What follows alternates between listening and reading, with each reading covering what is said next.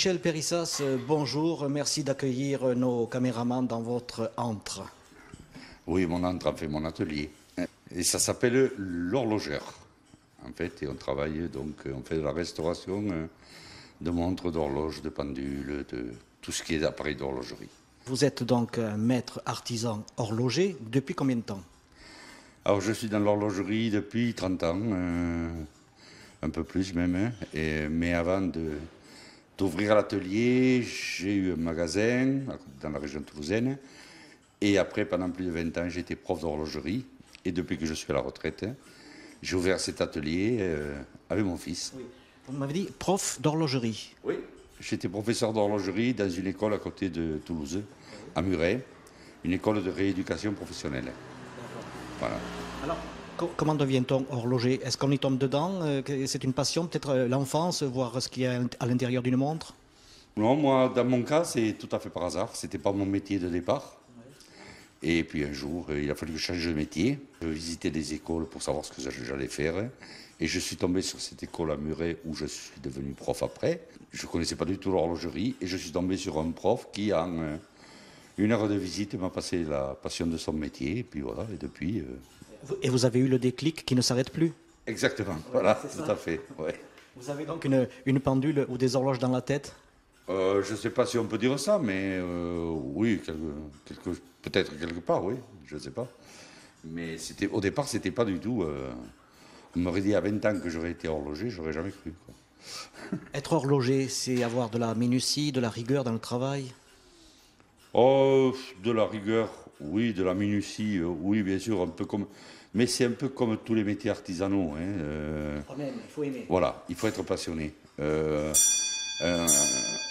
Ça sonne un peu. Un plâtrier, un maçon, un plombier qui n'est pas un peu passionné par son métier, ben, il ne fait pas souvent du bon boulot. Et puis, bon, au bout d'un moment, ça devient embêtant.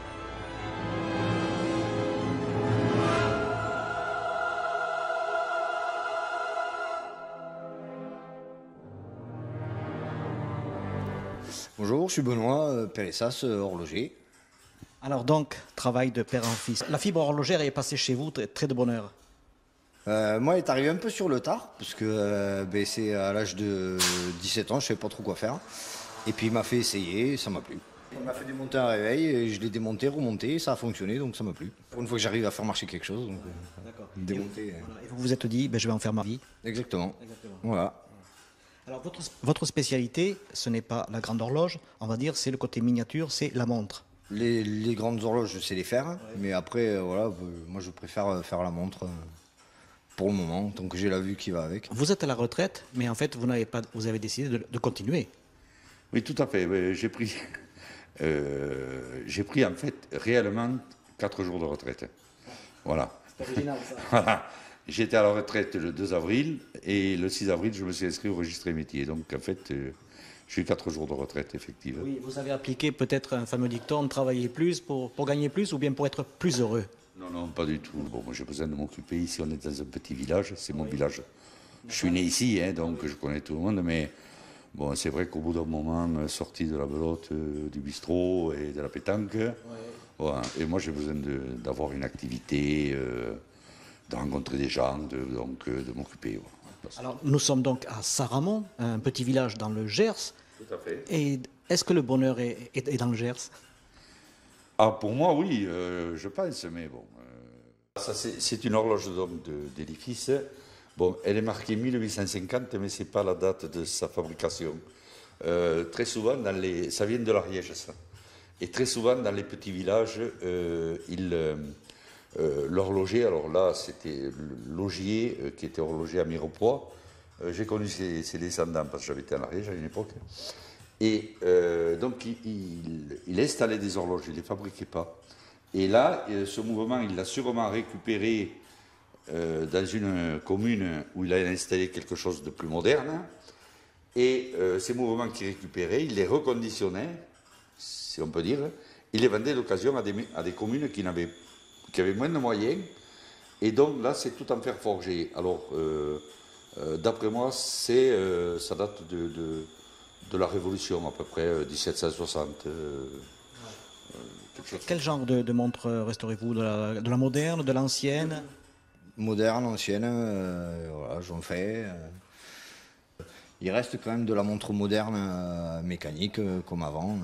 Et ça se répare. C'est comme une voiture, il faut nettoyer, rehuiler, et voilà. Alors, quelle est votre clientèle là? Peut-être les dames qui ont des bijoux de famille qui se sont transmis de génération en génération? La plupart du temps, c'est ça, oui.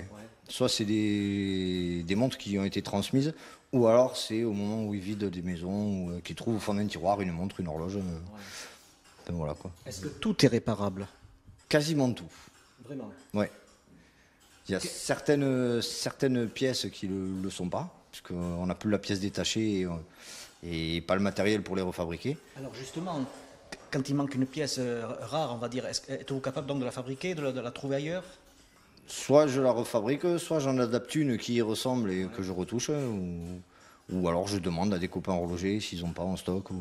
Donc chez vous, rien n'est impossible? Rien n'est impossible. C'est formidable. Ça. Voilà, il suffit juste c'est une question de temps. Et d'argent. Et d'argent, dit monsieur votre père.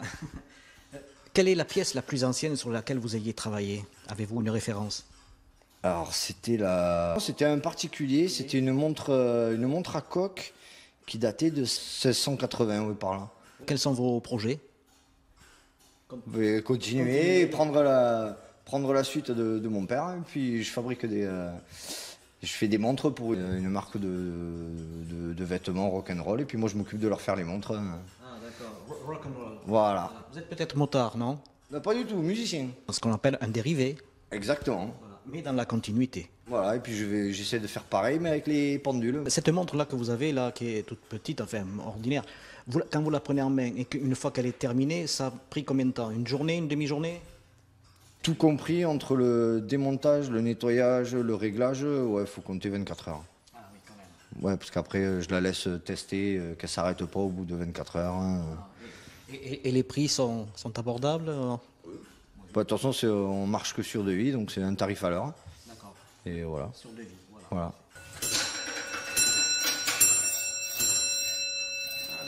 Alors ça, c'est une horloge d'édifice, c'est-à-dire ce qu'on trouve dans les clochers, enfin, qu'on trouvait, parce qu'il n'y en a plus beaucoup qui sont en fonctionnement maintenant. Hein, tout a été électrifié, ça a été, mais bon, ça c'est le progrès normal de la technique. Hein, et donc ces mouvements entraînaient les cadrans extérieurs qu'on envoie en vitrine là.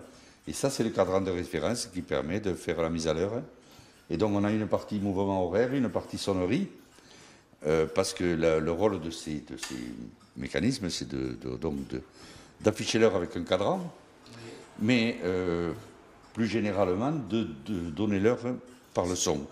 Dans beaucoup d'endroits, on avait des mouvements, mais on n'avait pas de cadran extérieur. Ça ne donnait l'heure que par le son. Jusqu'à la fin du 19e, même au début du 20e, on en trouve encore des horloges qui étaient montrées sans cadran parce que les gens n'avaient pas l'utilité du cadran parce qu'on le voyait que de... Oui, en fait, le système de communication, c'était surtout le son. C'était le son, pour les paysans dans les champs, exactement. et ils n'avaient pas de jumelles pour regarder l'heure, donc ils entendaient la cloche. Oui, ils savaient pas tous lire, mais ils savaient tous compter. Et compter à cette époque-là, c'était primordial. Et elles répètent toute l'heure, comme celle-là, là, ou celle-là. Elles répètent l'heure parce que quand ils étaient en train de travailler, ils savaient pas, ils n'étaient pas sûrs d'avoir entendu le premier coup sonner. Donc ils attendaient que 2 minutes que ça ressonne pour compter les coups et être sûr de l'heure qu'ils... Votre spécialité, c'est horlogeur, c'est bien ça? Horloger. Horlogeur, sans le H, c'est l'orthographe. J'ai choisi ce nom pour que les gens se posent la question. Se posent des questions. La preuve. Voilà. C'est l'orthographe du 16e, 17e, qu'on retrouve dans la littérature horlogère.